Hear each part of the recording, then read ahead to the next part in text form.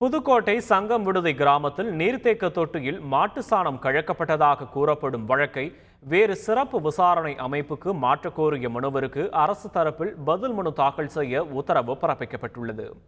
இது தொடர்பாக புதுக்கோட்டை கரம்பக்குடியைச் சேர்ந்த சண்முகம் என்பவர் உயர்நீதிமன்ற மதுரை கிளையில் பொதுநல மனு தாக்கல் செய்திருந்தார். அதில் இந்த வழக்கை புதுக்கோட்டை மாவட்ட துணை காவல் கண்காணிப்பாளர் முறையாக விசாரிக்கவில்லை என்றும் வழக்கை வேறு சிறப்பு விசாரணை அமைப்பிற்கு மாற்ற வேண்டும் என்றும் கோரிக்கை விடுத்திருந்தார். இந்த மனு நீதிபதிகள் வேல்முருகன் தனபால் அமர்வு முன்பாக விசாரணைக்கு வந்தது.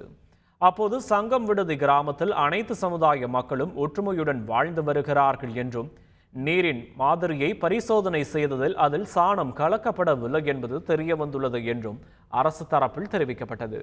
அதற்கு பொதுமக்கள் பயன்படுத்தும் குடிநீர் தொட்டிகள் இவ்வாறுதான் பராமரிக்கப்படுகின்றனவா என்று கேள்வி எழுப்பிய நீதிபதிகள் அரசு தரப்பில் பதில் மனு தாக்கல் செய்ய உத்தரவிட்டு வழக்கை மே 15ஆம் தேதிக்கு ஒத்திவைத்தனர்.